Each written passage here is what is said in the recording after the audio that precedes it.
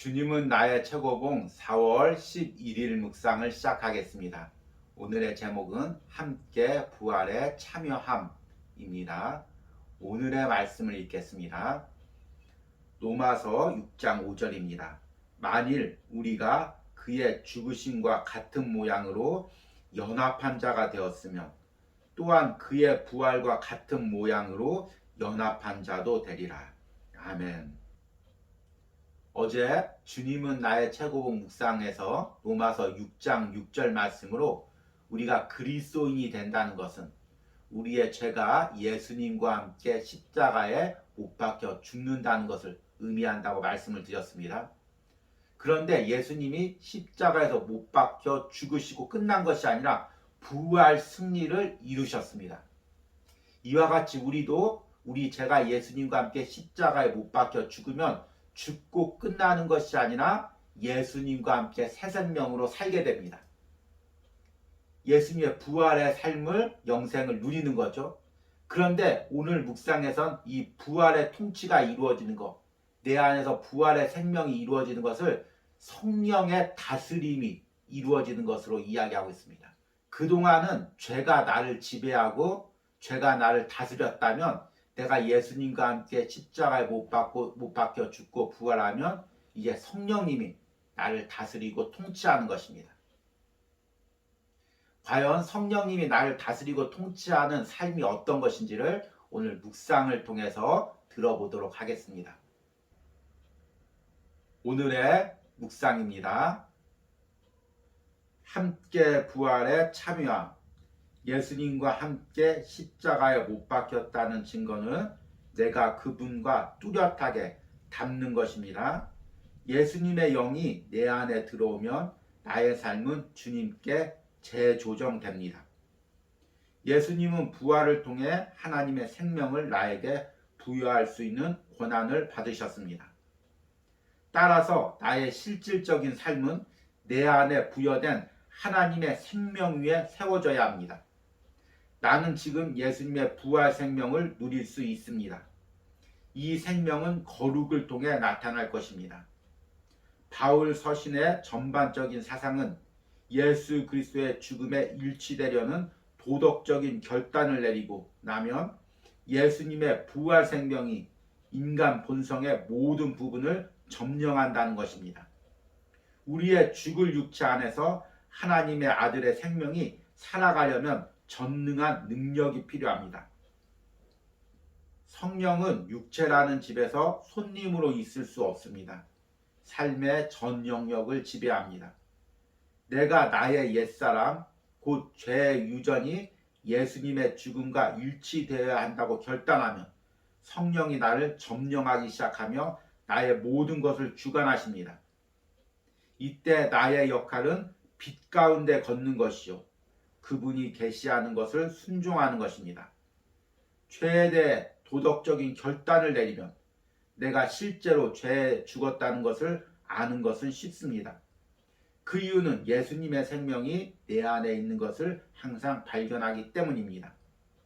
인성도 오직 하나인 것처럼 거룩도 오직 하나로서 예수님의 거룩 외에 다른 것은 없습니다. 내게 선물로 주어지는 거룩은 바로 주님의 거룩입니다. 하나님은 그분의 아들의 거룩을 내게 부어주셨습니다. 나는 영적으로 새로운 질서 속에 속하게 됩니다. 아멘.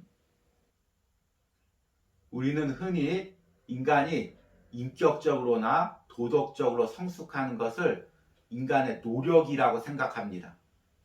그런데 성경은 인간의 노력으로 절대로 우리가 인격적으로나 도덕적으로도 완전해질 수 없다고 이야기합니다. 왜냐하면 우리 안에 있는 죄가 있기 때문입니다. 물론 유대인이나 동양의 성인 분자처럼 겉으로는 거룩한 척, 의로운 척 할 수 있습니다. 그러나 그럴수록 그 안에서 죄가 더 부패해지고 역사하게 됩니다. 결국 인간이 하나님의 의에 이르고 거룩해질 수 있는 유일한 방법은 예수 그리스도를 믿고 예수님의 십자가의 죽음과 부활이 내 안에 적용되는 것입니다. 이것을 성령님께서 하시는 일이죠. 그래서 오늘 묵상에서 저자는 이것을 성령님이 우리의 본성을 재조정한다고 표현을 합니다. 다른 말로 이야기하면 예수님의 부활 생명이 우리의 본성을 점령한다고 표현합니다. 예수님과 함께 십자가에 못 박혔다는 증거는 내가 그분과 뚜렷하게 닮는 것입니다. 예수님의 영이 내 안에 들어오면 나의 삶은 주님께 재조정됩니다. 바울 서신의 전반적인 사상은 예수 그리스도의 죽음에 일치되려는 도덕적인 결단을 내리고 나면 예수님의 부활 생명이 인간 본성의 모든 부분을 점령한다는 것입니다. 우리가 예수님을 믿으면 그 예수님을 믿기 전과 믿은 후에 나는 똑같은 겉모습은 인간이지만 그 안에서는 근본적인 재조정, 변화가 일어나는 것입니다. 그동안은 죄가 나를 지배하고 죄의 욕망으로 나를 끌고 다녔다면 이제는 성령님께서 내 안에 오셔서 나를 다스리고 통치하는 역사가 일어나는 것입니다. 물론 내가 예수님을 믿는다고 한순간에 예수님과 완전히 닮은 사람이 되는 것은 아닙니다. 성령님이 내 안에 오셔도 내 삶의 구석구석에는 어두운 부분에는 아직도 죄가 웅크리고 있습니다. 죄의 영역이 남아 있습니다. 나는 성령의 다스림과 통치함에 순종하면서 성령님께서 그 어두운 죄의 영역까지 다 다스리고 통치하도록 순종해가는 것입니다. 성령은 육체라는 집에서 손님으로 있을 수 없습니다. 삶의 전 영역을 지배합니다. 내가 나의 옛사람, 곧 죄의 유전이 예수님의 죽음과 일치되어야 한다고 결단하면 성령이 나를 점령하기 시작하며 나의 모든 것을 주관하십니다. 이때 나의 역할은 빛 가운데 걷는 것이요 그분이 계시하는 것을 순종하는 것입니다. 너무너무 중요한 이야기죠. 우리가 신앙적으로 오해하는 게 한 가지 있습니다. 그것은 신앙이 현상 유지를 할 수 있다는 것입니다. 이 현상 유지라는 것은 경제적 활동에 사용되는 단어이죠. 경제적 이렇게 활동을 하다가 성장을 하다가 어떤 위기가 닥치거나 어떤 상황이 닥치면 현상 유지를 합니다. 그리고 나서 다시 상황이 좋아지면 성장을 합니다. 그런데 신앙도 이렇게 생각하시는 분이 많이 있습니다. 내가 예수님을 믿고 열심을 내서 신앙이 성장하다가 바쁜 일이 생기거나 어려운 일이 생기면 현상 유지만 하다가 또 상황이 좋아지면 신앙의 성장을 할 수 있다고 생각하는 경우가 많이 있습니다. 그런데 결코 신앙에는 현상 유지가 없습니다. 왜 현상 유지가 없을까요? 바로 오늘 말씀처럼 묵상처럼 내가 예수님을 믿으면 내 안에 성령님께서 들어오십니다. 그리고 죄의 영역을 점점 다스리고 통치해 가십니다. 치열한 영적 싸움이 일어나는 거죠. 이 싸움에서 머물러 있을 수가 없다는 것입니다. 내가 이 싸움을 멈추면 어느새 죄가 내 안에 들어와서 다시금 그 영역을 회복해 간다는 것입니다.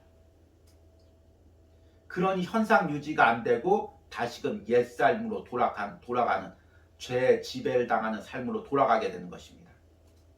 그래서 우리는 하늘나라 가는 그 순간까지 쉬지 않고 성령님의 통치를 받으며 죄와 싸워나가야 되는 것입니다.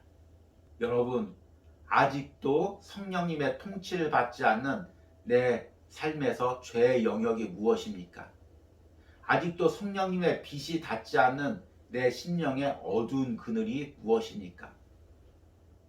이번 고난주간 동안 우리가 십자가에 대해서 묵상하고 부활에 대해서 묵상할 때 내 안에 있는 성령님께서 더 강하게 역사하셔서 아직도 성령님의 그 빛이 닿지 않는 내 심령의 어두운 그늘들, 내 삶의 죄의 통치가 이루어지는 그 부분들, 그 부분까지 성령의 다스림과 역사가 일어나기를 기도하시길 바랍니다.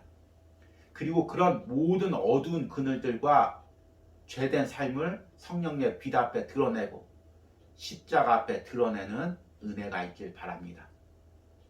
오늘의 적용 질문입니다. 아직도 내 심령 안에서 성령의 통치가 이루어지지 않는 부분은 무엇입니까? 아직도 내 삶에서 성령의 빛이 비치지 않는 어두운 부분은 무엇입니까? 이 부분을 성령께 내어드리고 그분의 지배와 다스림이 이루어지도록 기도하시기 바랍니다. 우리 기도하시겠습니다. 주님, 주님께서 나를 온전히 하나님 자녀 삼기 위해서 십자가에서 죽으시고 부활하셨습니다. 그럼에도 여전히 내 안에는 죄된 영역이 남아 있습니다. 심령의 어두운 그늘들이 남아 있습니다. 상처받고 억눌리고 분노하고 원망하는 죄된 마음들이 남아 있습니다. 삶의 영역에서도 여전히 세상의 욕심대로 욕망대로 살아가는 죄된 삶의 그늘들이 남아 있습니다. 주님, 이 고난주간 동안 십자가를 묵상할 때 성령님께서 내 안에서 역사하셔서 이 모든 어두운 그늘들을 물러가게 하시고 성령의 빛이 비치게 하시고 다시금 성령의 다스림과 통치함이 내 심령과 삶에서 회복되는 역사가 일어나게 하여 주시옵소서. 나는 그 성령의 역사에 순종해가며 하나하나 내 죄된 삶의 부분을, 어두운 그늘의 부분들을 십자가의 빛 앞에 드러내는 은혜가 있게 하여 주시옵소서. 예수님의 이름으로 기도했습니다.